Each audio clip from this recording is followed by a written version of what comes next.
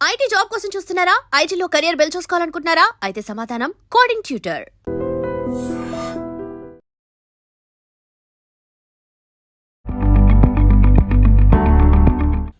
ఇది చాలా కామన్గా చాలామంది పేషెంట్స్ అడిగే క్వశ్చన్ అండి.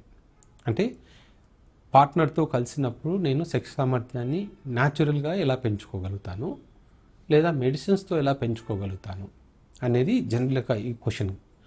ఇక్కడ మనకు రెండు విషయాలు చూసుకోవాలి. అసలు ప్రాబ్లం ఉందా లేదా, అంటే ఏదైనా సమస్య ఉండి ఆ సమస్య నుంచి బయటికి రావడం ఎలా, లేదా ఆల్రెడీ నార్మల్గా ఉండి డాక్టర్ నాకు అన్నీ నార్మల్గా ఉన్నాయి, అంగస్తంభన ప్రాబ్లం లేదు, శీఘ్రస్ఖలనం ప్రాబ్లం లేదు, కానీ నేను ఇంకా బెటర్గా చేయాలనుకుంటున్నాను అనే కేటగిరీ ఒకటి. డాక్టర్ నాకు కలవాలంటేనే ఇబ్బందిగా ఉంది, అంటే అంగం స్తంభించట్లేదు, లేదా శీఘ్రస్ఖలనం సమస్య ఉంది, లేదా రెండు ప్రాబ్లమ్స్ ఉన్నాయి, లేదా కొంతమందికి కోరికలు తక్కువగా ఉన్నాయి, డాక్టర్ నాకు ఒకసారి కలిస్తే మళ్ళీ 2-3 రోజుల దాకా కోరిక రావట్లేదు. ఇవన్నీ రెండో కేటగిరీ కిందకు వస్తాయి. ఇప్పుడు ఫస్ట్ కేటగిరీ ఏంటంటే అన్నీ నార్మల్గా ఉండి నేను ఎక్కువగా ప్లెజర్, అంటే మా సెక్స్ లైఫ్ని ఇంకా ఇంప్రూవ్ చేసుకోవాలి అనే వాళ్ళకి ఏంటంటే లైఫ్ స్టైల్ మోడిఫికేషన్ అంటాం సింపుల్గా. అంటే మంచి ఫ్రూట్స్ తీసుకోవడము. ఫ్రూట్స్లో ఏమవుతుంది, టెస్టోస్టిరాన్ బూస్టర్స్ అంటాం. టెస్టోస్టిరాన్ బూస్టర్స్ ఏమేమి, అవకాడోస్ కానీ, వాటర్మిలన్ కానీ, పొమోగ్రనేట్, కొన్నిసార్లు బీట్రూట్, ఇవన్నీ కూడా ఏమవుతాయంటే యాంటీ ఆక్సిడెంట్స్ ఎక్కువ ఉంటాయి. అలాగే ఇవి తీసుకోవడం వల్ల న్యాచురల్గా హార్మోన్స్ ఉత్పత్తి అయ్యి మనకు ఎక్కువ సెక్స్ సామర్థ్యాన్ని పెంచగలుగుతాయి. అలాగే బనానా, జాంపండ్లు, వీటిల్లో కూడా సెక్స్ సామర్థ్యాన్ని పెంచగలిగే గుణం ఉంటుంది. సో ఇవి కాకుండా కొంతమంది అశ్వగంధ, న్యాచురల్గా మనకు దొరికే హెర్బల్ మెడిసిన్స్, అది ఏ డాక్టర్ ప్రిస్క్రిప్షన్ లేకుండానే చాలామందికి మెడికల్ స్టోర్స్లో కానీ అమెజాన్లో కానీ దొరుకుతూ ఉంటాయి. అశ్వగంధ, శిలాజిత్ అని, హైపర్కమ్ పర్ఫరేటమ్ అని, ట్రిబులస్ అని, ఇవన్నీ కూడా న్యాచురల్గా మనకు ఇంకా కామన్గా మనకు ఇంట్లో దొరికే మెంతుల్లో ఉన్న ఎక్స్ట్రాక్ట్, ఫెనుగ్రిక్ ఎక్స్ట్రాక్ట్ అంటాం. ఇవన్నీ కూడా మనకు ఫెనుగ్రిక్ అయితే అటు షుగర్ ఉన్న వాళ్ళకి పనికొస్తుంది, హార్మోన్ ఇంక్రీజ్మెంట్కి పనికొస్తుంది. ఇవన్నీ మనకి ఈజీగా మనకి ఇంట్లో దొరికే పదార్థాలు. ఈ అశ్వగంధ కూడా చాలా వరకు స్టోర్స్లో మూలికలు పౌడర్స్ కానీ, పౌడర్ ఫామ్లో కానీ, టాబ్లెట్ ఫామ్లో కానీ దొరుకుతుంది. అది ఏ ఫామ్లో అయినా తీసుకోవచ్చు. చాలామంది అడుగుతుంటారు కామెంట్ సెక్షన్లో, ఏ బ్రాండ్ మంచిది సార్, ఎక్కడ కొనాలి అని. అశ్వగంధ అనేది కామన్గా దొరికేది కాబట్టి మీకు ఎక్కడ అమెజాన్లో దొరికినా తీసుకోండి, లేదా ఇంటి దగ్గర ఏదైనా మెడికల్ స్టోర్లో కూడా అమెజాన్ టాబ్లెట్స్ అశ్వగంధ టాబ్లెట్స్ ఉంటే తీసుకోవచ్చు. వాటి వల్ల జనరల్గా సైడ్ ఎఫెక్ట్స్ ఉండవు. సో ఈ మెడికేషన్స్ వల్ల ఫస్ట్ కేటగిరీ మనం అనుకున్నాం కదా, ఆల్రెడీ నార్మల్గా ఉండి ఇంకా ఎక్కువసేపు పర్ఫామ్ చేయాలి అనే వాళ్ళకి ఇది ఒక ట్రీట్మెంట్ లాంటిది. రెండోది ఎక్సర్సైజ్ చేయడము, సరిగా నిద్రపోవడము, తర్వాత ఎండ. చాలామందికి ఏంటంటే వైటమిన్ డి డెఫిషియన్సీ. మనలో ఇప్పుడు ఏంటంటే చాలామంది డాక్టర్స్ కానీ, ఇంజనీర్స్ కానీ, సాఫ్ట్వేర్ ఇంజనీర్స్ కానీ మనకు ఎండకి ఎక్స్పోజ్ అవ్వకపోవడం వల్ల చాలామంది చేసే తప్పు ఏంటంటే పొద్దున్నే ఎక్సర్సైజ్ చేస్తారు, సన్లైట్ రాకముందే ఎక్సర్సైజ్ చేస్తారు, మళ్ళీ నైట్ ఈవినింగ్ జిమ్కి వెళ్తారు, కానీ సన్లైట్ రాదు. సన్లైట్ రాకపోవడం వల్ల కూడా విటమిన్ డి డెఫిషియన్సీ రావడము, విటమిన్ డి డెఫిషియన్సీ రావడం వల్ల కూడా మిగతా ఇష్యూస్, మళ్ళీ అంగస్తంభన ప్రాబ్లమ్స్ రావడము, హార్మోన్స్ తగ్గిపోవడం జరుగుతూ ఉంటుంది. సో అట్లీస్ట్ వీక్లీ 2-3 రోజులన్నా మనము ఒక హాఫ్ అన్ అవర్ అన్నా సన్లైట్ రావాలి. అది ఎర్లీ మార్నింగ్ సన్లైట్ కావచ్చు, ఆఫ్టర్నూన్ సన్లైట్ కావచ్చు. అది డిఫరెంట్ థియరీస్ ఉన్నాయి. కొంతమంది ఆఫ్టర్నూన్ అయితేనే బాగా విటమిన్ డి వస్తుంది, కొంతమంది మార్నింగ్ అయితే వస్తుంది అని. బట్ అలా పెట్టి అట్లీస్ట్ ఏదో ఒక టైంలో ఎండకి ఎక్స్పోజ్ అవుతే విటమిన్ డి వస్తుంది కాబట్టి సరిపోతుంది. ఇంకా రెండో కేటగిరీ ఉంది.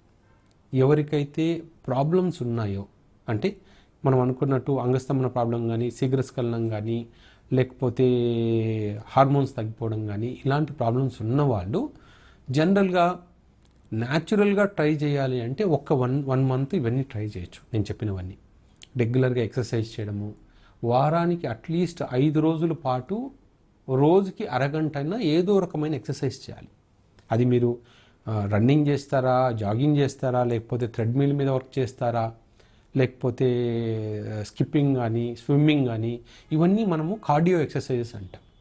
ఈ కార్డియో ఎక్సర్సైజ్ అంటే ఎందుకు కార్డియో ఎక్సర్సైజెస్ మీదనే గురించి నేను స్పెసిఫిక్గా చెప్తున్నాను అంటే చాలా వరకు వెబ్సైట్స్లో ఏముంటుంది అంటే టెస్టోస్టెరాన్ బిల్డ్ చేయాలంటే మజిల్ బిల్డింగ్ ఎక్సర్సైజ్ చేయాలి అంటారు. అది తప్పు. యాక్చువల్గా కార్డియో ఎక్సర్సైజెస్ వల్లనే టెస్టోస్టెరాన్ పెరుగుతుంది. మజిల్ బిల్డింగ్ ఎక్సర్సైజ్లో ఏమవుతుంది, ఇంకా మజిల్ టెస్టోస్టెరాన్ వాడుకుంటుంది. సో మీరు జిమ్కి వెళ్ళి నేను రోజు వెయిట్ లిఫ్టింగ్ చేస్తాను అంటే దానివల్ల టెస్టోస్టెరాన్ బిల్డప్ అవ్వదు. ఇంకా అట్లా టెస్టోస్టెరాన్ బిల్డప్ అవ్వాలంటే ఫస్ట్ కార్డియో ఎక్సర్సైజ్ చేసి బిల్డప్ అయిన తర్వాత అవి చేయాలి. తర్వాత రెగ్యులర్గా అంటే మంచి పౌష్టికాహారం తీసుకోవాలి. నేను ఇందాక చెప్పినట్టు పొమోగ్రనేట్ జ్యూస్ కానీ, పొమోగ్రనేట్ ఫ్రూట్ కానీ, వాటర్మిలన్ కానీ, బనానా ఇవన్నీ రెగ్యులర్గా ట్రై చేసిన తర్వాత కూడా ఇంప్రూవ్మెంట్ రాకపోతే డిలే చేయకుండా డాక్టర్కి చూపించుకోండి. బేసిక్ టెస్ట్, మీరు టెస్టోస్టెరాన్ టెస్ట్ ఉందనుకోండి, ఏ ల్యాబ్కి వెళ్ళినా కూడా టెస్టోస్టెరాన్ టెస్ట్ చేస్తారు. టెస్టోస్టెరాన్ నార్మల్గా ఉందా లేదా అంటే ఏజ్ని బట్టి మారుతూ ఉంటుంది టెస్టోస్టెరాన్. ఒక్కొక్క ఏజ్ గ్రూప్లో ఒకటి. జనరల్గా 40 years వరకు ఉన్న వాళ్ళకి జనరల్గా 4 రేంజ్లో ఎక్కువ ఉంటే చాలు. 4+ ఉండాలి. అంటే కొన్ని డిఫరెంట్ ఉంటాయి. Nanograms per ml, nanograms per decilitre అని. సో ఏదర్ 400 అన్న ఉంటుంది, 4 అన్న ఉంటుంది. సో కన్ఫ్యూజ్ అవ్వద్దండి. సో ఇది మినిమం 4 కన్నా ఎక్కువ ఉందనుకోండి నార్మల్గా ఉన్నట్టు. అలాగే థైరాయిడ్ ప్రాబ్లమ్స్ ఏదైనా ఉన్నా, ప్రొలాక్టిన్ హార్మోన్ అబ్నార్మల్గా ఉన్నా ఇవి మనం కరెక్షన్ చేసుకోవాలి. సో ఫస్ట్ కేటగిరీ వాళ్ళైతే డాక్టర్ని కలవాల్సిన అవసరమే లేదు. ఓన్లీ రెగ్యులర్ లైఫ్ స్టైల్ మాడిఫికేషన్స్తోనే వాళ్ళ సెక్స్ లైఫ్ని ఇంక్రీజ్ చేయొచ్చు. రెండో కేటగిరీ వాళ్ళు ఖచ్చితంగా వాళ్ళ ప్రాబ్లం ఏదైతే ఉందో దానికి డాక్టర్ని చూపించుకొని ఆ ప్రాబ్లంని క్యూర్ చేయగలిగితే, క్యూర్ అయిన తర్వాత మళ్ళీ ఈ ఫస్ట్ కేటగిరీ వాళ్ళకు ఏదైతే ఉన్నాయో న్యాచురల్గానే ఇంప్రూవ్ చేయడం, వాళ్ళు చేసినట్టు మెయింటైన్ చేసుకోవచ్చు. అంటే ఉన్న ప్రాబ్లమ్ని మళ్ళీ ఆ ప్రాబ్లం రాకుండా ఒకసారి క్యూర్ అయిన తర్వాత నార్మల్గా ఉండడానికి ఇవన్నీ హెల్ప్ అవుతాయి మనకి. తర్వాత లాస్ట్ పాయింట్ ఏంటంటే, ఎప్పుడైనా సరే సెక్స్లో ఎంజాయ్ చేయాలి, బాగా ప్లెజర్ రావాలి అంటే టూ మచ్ ఆఫ్ ఎగ్జైట్మెంట్ ఉండకూడదు.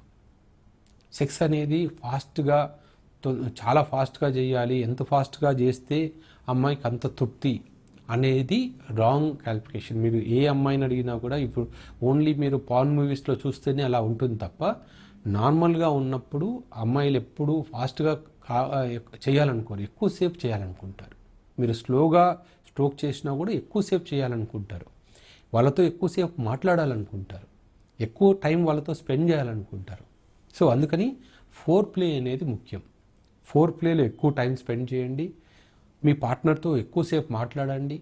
ముందు కానీ అంటే సెక్స్కి ముందు కానీ సెక్స్ టైంలో కానీ ఎంత ఎక్కువగా మీరు టైం స్పెండ్ చేస్తే పార్ట్నర్కి అంత మీతో గడపాలని గడపాలని అనిపిస్తుంది. అంతేగాని మీరు ఎంతసేపు సెక్స్ చేయగలిగారు, ఎంత సెక్స్లో ఎంత ఫాస్ట్గా స్ట్రోక్ చేయగలిగారు అనేది ఎప్పుడూ కౌంట్ అవ్వదు. గుర్తుపెట్టుకోండి. Thank you.